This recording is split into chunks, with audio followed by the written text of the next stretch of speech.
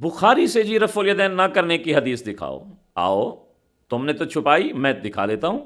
हदीस नंबर 735 और 36 रफ़ुल यदैन करने की इमाम बुखारी लाए। हदीस नंबर 828 रफ़ुल यदैन ना करने की लाए, क्योंकि यहाँ पर मौजूद है हज़रत अबू हुमैद अस्साइदी रज़ी अल्लाह ताला अन्हु ने नबी पाक सल्लल्लाहु अलैहि वसल्लम की नमाज़ पढ़कर दिखाई सहाबा के मजमे में, और फरमाया मुझे सबसे ज़्यादा याद है तो आपने पहली तकबीर के वक़्त रफ़ुल यदैन की, जब रुकू किया तो अपने हाथ ऊपर नहीं उठाए, अपने हाथों से घुटनों को पकड़ लिया, और जब रुकू से सर उठाया फिर भी हाथ नहीं उठाए। इस हदीस के अंदर सिर्फ पहली तकबीर के वक़्त रफ़ुल यदैन का जिक्र है, रुकू जाते और उठते वक़्त रफ़ुल यदैन का जिक्र ही नहीं है। और ये इमाम बुखारी का उसूल है, जिसको आप आगे पढ़ें। हदीस नंबर 1018 में हज़रत अनस रज़ी अल्लाह ताला अन्हु फरमाते हैं कि एक शख्स ने नबी अलैहिस्सलातु वस्सलाम को शिकायत की कि पानी नहीं है, आप दुआ करें, तो नबी पाक सल्लल्लाहु अलैहि वसल्लम ने इस्तिस्का की दुआ की।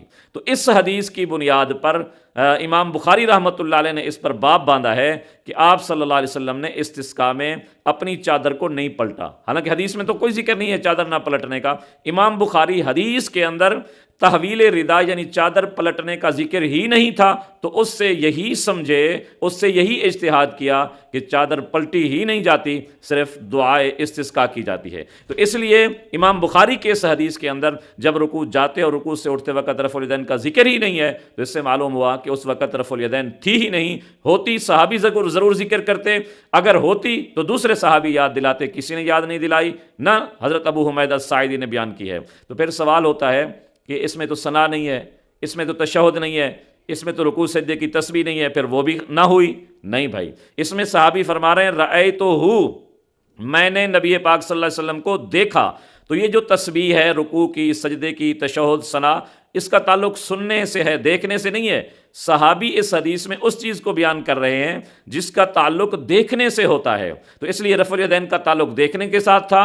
तो इसलिए हज़रत अबू हुमैद अस्साइदी ने जिक्र कर दिया कि हुज़ूर अलैहिस्सलातु वस्सलाम सिर्फ पहली तकबीर के वक़्त रफ़ुल यदैन करते थे। दूसरा एतराज़ ये भी होता है कि यही हदीस अबू दाऊद शरीफ के अंदर मौजूद है, हज़रत अबू हुमैद अस्साइदी, उसमें तो रफ़ुल यदैन का जिक्र है। भाई, बुखारी और अबू दाऊद के अंदर एक ही हदीस है, लेकिन फ़र्क क्यों है? वहाँ अबू दाऊद के अंदर रफ़ुल यदैन करने का जिक्र है, बुखारी में करने का जिक्र नहीं है। इसका एक जवाब ये है कि जब बुखारी और अबू दाऊद में तारुज़ आ जाए तो आप कहते हैं कि बुखारी को मानो, तो जब बुखारी में रफ़ुल यदैन नहीं है रुकू के वक़्त, क्यों ना करो।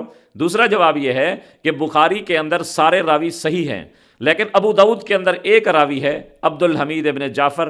तक़रीब तहज़ीब उठाकर देखें, वहाँ लिखा हुआ है कि ये तकदीर का मुनकिर था, कदरी फ़िरके से ताल्लुक़ रखता था, और कदरी फ़िरके के बारे में